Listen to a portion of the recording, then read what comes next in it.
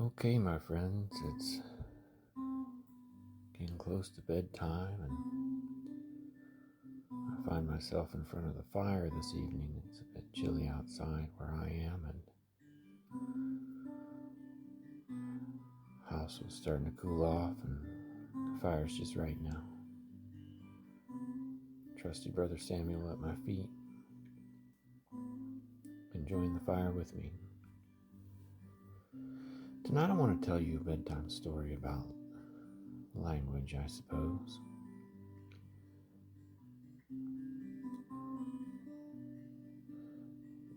We all speak a different language.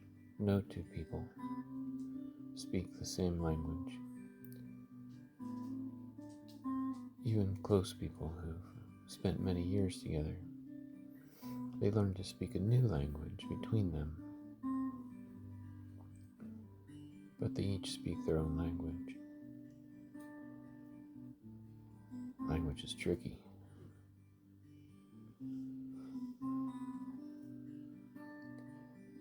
But my experience with any given word, say the word rock, we can all look up the word rock in a dictionary and agree that that's pretty much what it means.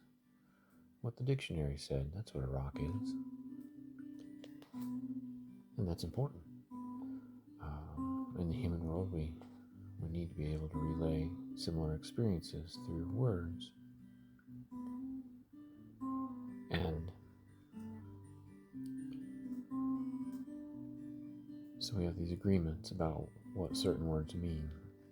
But they're very brief agreements, just on the nature of the word.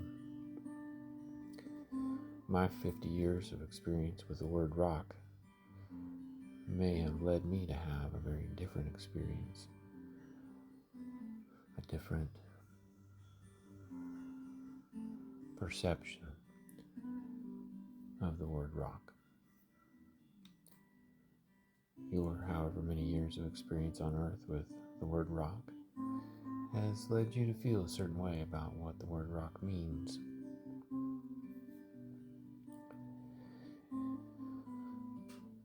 So most of the time when we use the word rock, we all know what it means, and it doesn't take a lot of agreement, but sometimes, even with people we know, one word is all it takes to say something completely different than what you intended. So it's very important to be conscious of that.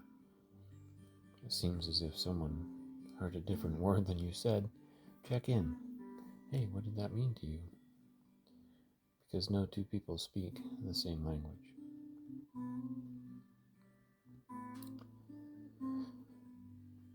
As we get to know someone, get to experience their being,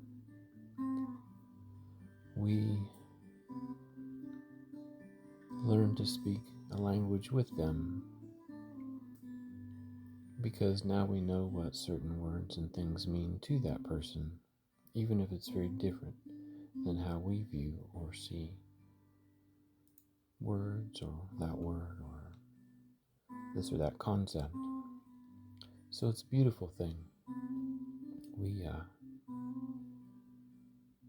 are rewarded for our investment of heart that goes into getting to know someone well enough to understand the way they perceive things. The fruit of that labor is knowing someone in a way that no one else does. So the people we're closest to and we know at the most depth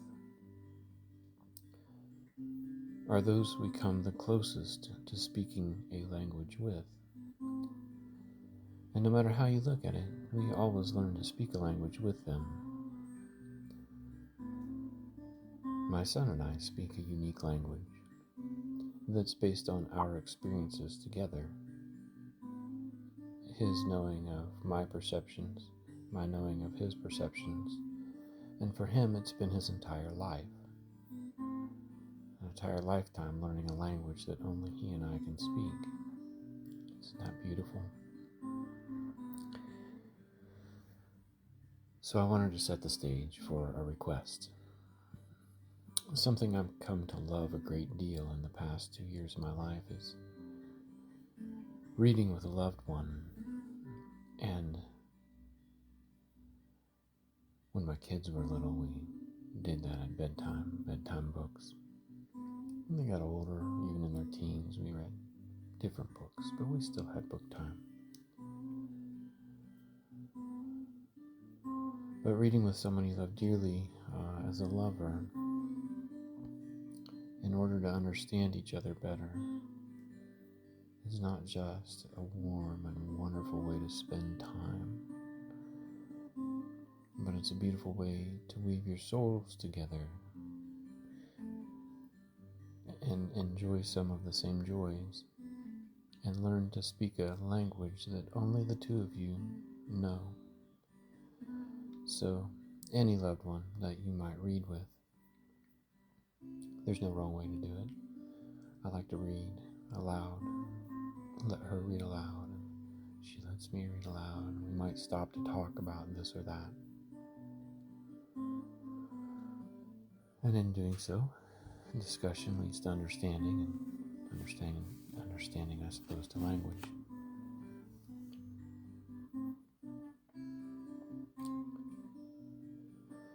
And that's a beautiful blessing I didn't know to go looking for. It's something that came from simply wanting to snuggle up and read a book with someone I love.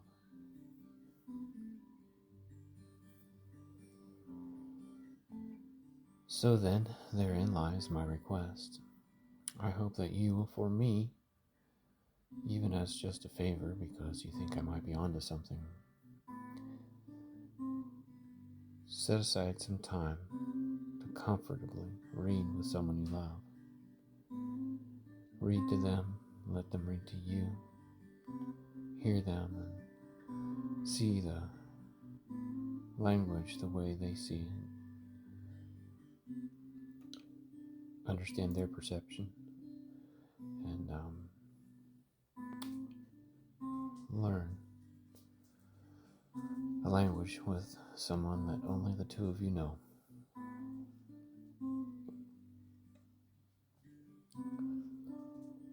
So as always tonight, I